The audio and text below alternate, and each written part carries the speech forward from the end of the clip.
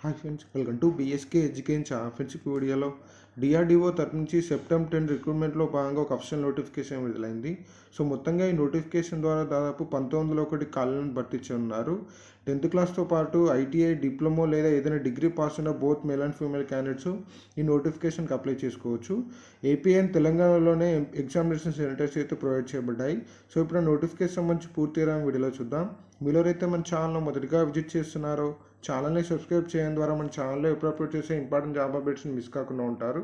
So చూసినట్లయితే DRDO defence research development organisation తరపు నుంచి మినిస్ట్రీ ఆఫ్ డిఫెన్స్ తరపు నుంచి అడ్వర్టైజ్మెంట్ సెప్టెంబర్ 10లో భాగంగా డిఆర్డిఓ తరపు నుంచి సీనియర్ టెక్నికల్ అసిస్టెంట్తో పాటు టెక్నీషియన్ ఏ కేటగిరీకి సంబంధించి ఒక అఫీషియల్ నోటిఫికేషన్ అయితే విడుదల కావడం జరిగింది.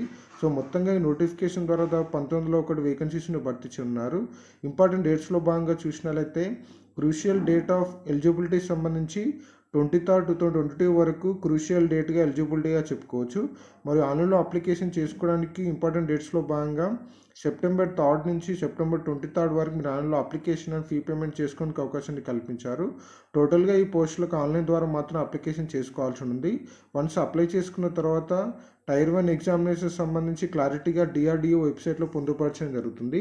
సో ఒకసారి ఈ నోటిఫికేషన్ సంబంధించి మొదటగా సీనియర్ టెక్నికల్ అసిస్టెంట్ బీకి సంబంధించి group B non gazetted non ministerial పోస్టులకు సంబంధించి శాలరీ పే స్కేల్ వివరాల్లో భాగంగా చూసినట్లయితే సో ఈ సీనియర్ టెక్నికల్ అసిస్టెంట్ బి పోస్టుకి సెలెక్ట్ అయిన వారికి శాలరీ పే స్కేల్ వచ్చేసి పే మ్యాట్రిక్స్ లెవెల్ 6 ప్రకారం 35,400 నుంచి 1,12,400 వరకు 7th పే స్కేల్ ప్రకారం శాలరీ అయితే ప్రొవైడ్ చేయడం జరుగుతుంది.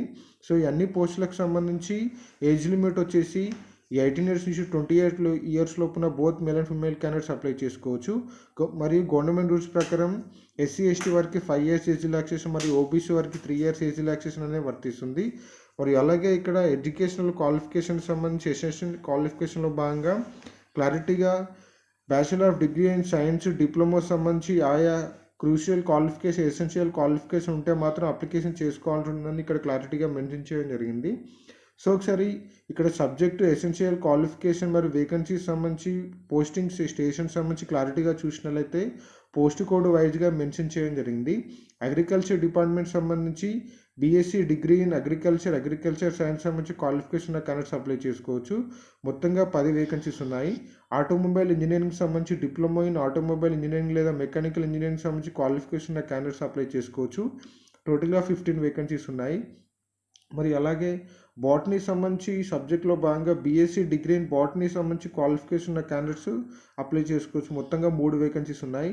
కెమికల్ ఇంజనీరింగ్ సంబంధించి కేటగిరీలో డిప్లొమా ఇన్ కెమికల్ ఇంజనీరింగ్ సంబంధించి క్వాలిఫికేషన్ ఉన్న క్యాండిడేట్స్ అప్లై చేసుకోవచ్చు. మొత్తంగా 35 వేకెన్సీస్ ఉన్నాయి. కెమిస్ట్రీ సంబంధించి 58 వేకెన్సీస్ గాను బీఎస్సీ డిగ్రీ ఇన్ కెమిస్ట్రీ లేదా కెమికల్ సైన్స్ సంబంధించి క్వాలిఫికేషన్ ఉన్న క్యాండిడేట్స్ అప్లై చేసుకోవచ్చు. సివిల్ ఇంజనీరింగ్ కేటగిరీలో టోటల్గా 25 వేకెన్సీస్ ఉన్నాయి. Diploma in civil engineering candidates apply చేసుకోవచ్చు. నెక్స్ట్ కంప్యూటర్ సైన్స్ సంబంధించి మొత్తంగా 167 వేకెన్సీస్ ఉన్నాయి.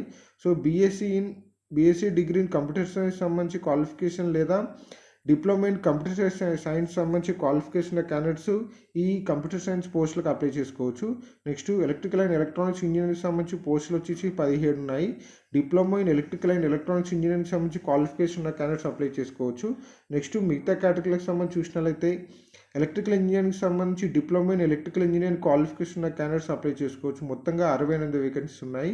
నెక్స్ట్ ఎలక్ట్రానిక్స్ అండ్ ఇన్స్ట్రుమెంటేషన్ మరియు ఎలక్ట్రానిక్స్ కమ్యూనికేషన్ సంబంధించి diploma in electronics and instrumentation సంబంధించి క్వాలిఫికేషన్ ఉన్న క్యాండిడేట్స్ అప్లై చేసుకోవచ్చు. మొత్తంగా 31 వేకెన్సీస్ ఉన్నాయి. ఎలక్ట్రానిక్స్ అండ్ టెలికమ్యూనికేషన్ విభాగంలో 192 వేకెన్సీస్ ఉన్నాయి. సో ఈ పోస్ట్కి వచ్చేసి బీఎస్సీ డిగ్రీ ఇన్ ఎలక్ట్రానిక్స్ లేదా diploma in electronics qualification candidates apply చేసుకోవచ్చు. ఇన్స్ట్రుమెంటేషన్ విభాగంలో డిప్లొమా ఇన్ ఇన్స్ట్రుమెంటేషన్తో పాటు బీఎస్సీ డిగ్రీ ఇన్స్ట్రుమెంటేషన్ సంబంధించి క్వాలిఫికేషన్ క్యాండిడేట్స్ అప్లై చేసుకోవచ్చు. 17 వేకెన్సీ ఉన్నాయి. లైబ్రరీ సైన్స్ సంబంధించి degree in science with minimum 1 year diploma in library science సంబంధించి qualification candidates apply చేసుకోవచ్చు. మొత్తంగా 23 వేకెన్సీ ఉన్నాయి. మ్యాథమెటిక్స్ సంబంధించి బీఎస్సీ డిగ్రీ ఇన్ మ్యాథమెటిక్స్ సంబంధించి క్వాలిఫికేషన్ క్యాండిడేట్స్ అప్లై చేసుకో. మొత్తంగా 13 వేకెన్సీ ఉన్నాయి. అతి ఎక్కువ మెకానికల్ ఇంజనీరింగ్ సంబంధించి డిప్లొమా ఇన్ మెకానికల్ ఇంజనీరింగ్ సంబంధించి క్వాలిఫికేషన్ క్యాండిడేట్స్ టోటల్గా 294 వేకెన్సీస్ ఉన్నాయి. నెక్స్ట్ మెటలర్జీ సంబంధించి టోటల్గా 21 వేకెన్సీ ఉన్నాయి. Diploma in metallurgy engineering qualification candidates apply చేసుకోవచ్చు. మరి మెడికల్ ల్యాబ్ టెక్నీషియన్ సంబంధించి BSc degree in medical laboratory technology లేదా 10+2 తరహాలో సైన్స్ సబ్జెక్ట్తో పాటు 2 years diploma in medical lab technician సంబంధించి క్వాలిఫికేషన్ క్యాండిడేట్స్ అప్లై చేసుకోవచ్చు. మొత్తంగా 16 వేకెన్సీ ఉన్నాయి. ఫోటోగ్రఫీ సంబంధించి బీఎస్సీ డిగ్రీ ఇన్ ఫోటోగ్రఫీ లేదా డిప్లొమా ఇన్ ఫోటోగ్రఫీ సంబంధించి క్వాలిఫికేషన్ క్యాండిడేట్స్ అప్లై చేసుకోవచ్చు. మొత్తంగా 8 వేకెన్సీ ఉన్నాయి. ఫిజిక్స్ కేటగిరీ సంబంధించి 32 వేకెన్సీ ఉన్నాయి. BSc degree in physics qualification candidates apply చేసుకోవచ్చు. మరి అలాగే ప్రింటింగ్ టెక్నాలజీ సంబంధించి BSc degree in printing technology లేదా డిప్లొమా ఇన్ ప్రింటింగ్ టెక్నాలజీ సంబంధించి క్వాలిఫికేషన్ క్యాండిడేట్స్ అప్లై చేసుకోవచ్చు. మొత్తంగా 5 వేకెన్సీ ఉన్నాయి. ఫిజియాలజీ సంబంధించి 11 వేకెన్సీస్, టెక్స్టైల్ జువాలజీ సంబంధించి ఆయా కేటగిరీలో BSc degree qualification candidates apply చేసుకోవచ్చు. సో మొత్తంగా సీనియర్ టెక్నికల్ అసిస్టెంట్ సంబంధించి 1075 వేకెన్సీ అయితే ఉండడం జరిగింది. నెక్స్ట్ టెక్నీషియన్ ఏ కేటగిరీ సంబంధించి గ్రూప్ సి నాన్ గెస్టెడ్ పోస్టులో భాగంగా శాలరీ పే స్కేల్ వచ్చేసి 19,900 నుంచి 63,200 వరకు 7th పే స్కేల్ ప్రకారం ప్రొవైడ్ చేయడం జరుగుతుంది. సో ఈ టెక్నీషియన్ ఏ పోస్టులకు సంబంధించి ఏజ్ లిమిట్ వచ్చేసి 18 years నుంచి 28 years లోపున both male and female candidates apply చేసుకోవచ్చు. మరియు గవర్నమెంట్ రూల్స్ ప్రకారం ఎస్సీ ఎస్టీ వారికి 5 years ఏజ్ రిలాక్సేషన్ మరియు ఓబీసీ వారికి 3 years ఏజ్ రిలాక్సేషన్ వర్తిస్తుంది.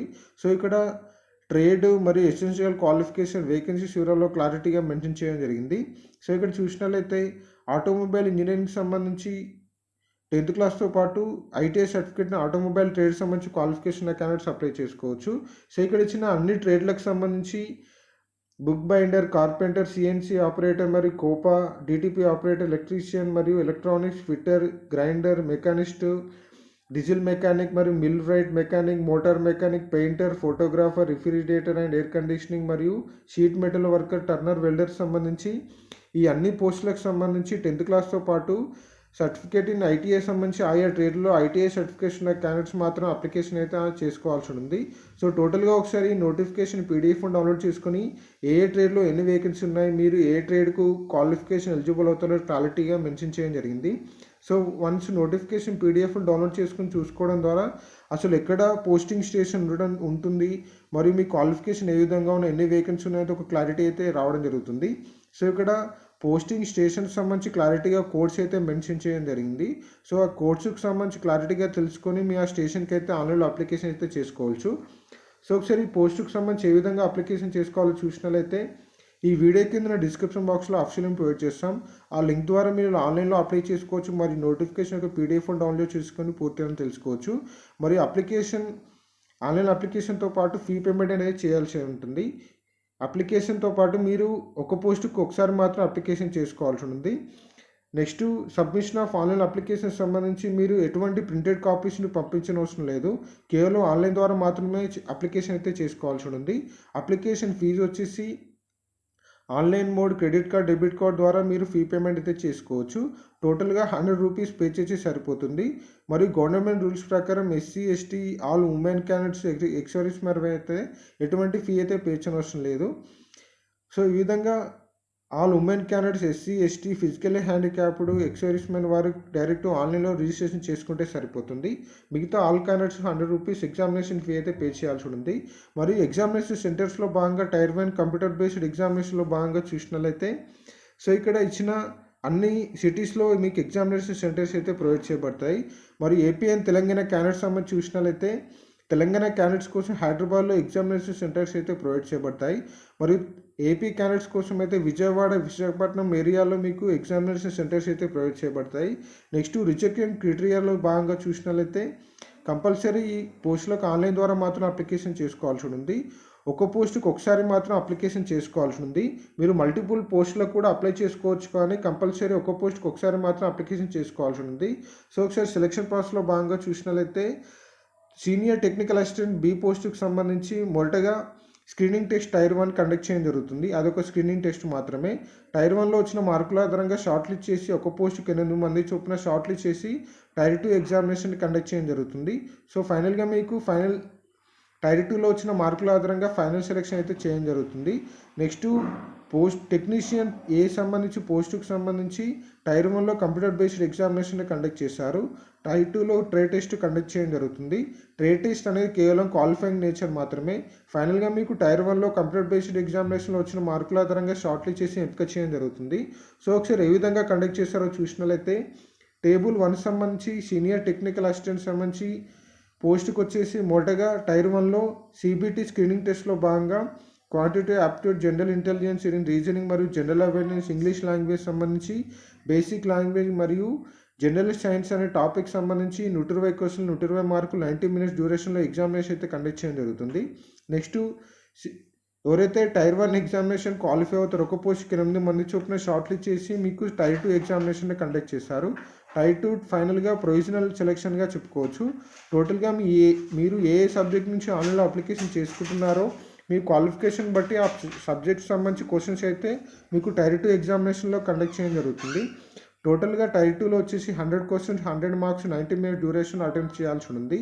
సో ఫైనల్గా మీకు సీనియర్ టెక్నికల్ అసిస్టెంట్ బి పోస్ట్కి వచ్చేసి మీకు టైర్ 2లో వచ్చిన మార్కుల ఆధారంగానే పోస్టింగ్ అయితే ఇవ్వడం జరుగుతుంది.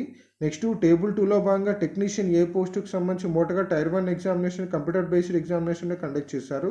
ఇందులో quantitative aptitude, general awareness, general intelligence and reasoning సంబంధించి క్వశ్చన్స్ అయితే రావడం జరుగుతుంది. మరి అలాగే సెక్షన్ బిలో వచ్చేసి స్పెసిఫిక్ ట్రేడ్స్ సంబంధించి మీరు ఏ ట్రేడ్ నుంచి ఆన్లైన్లో అప్లికేషన్ చేసుకుంటున్నారో ఆ ట్రేడ్ సంబంధించి క్వశ్చన్స్ అయితే రావడం జరుగుతుంది.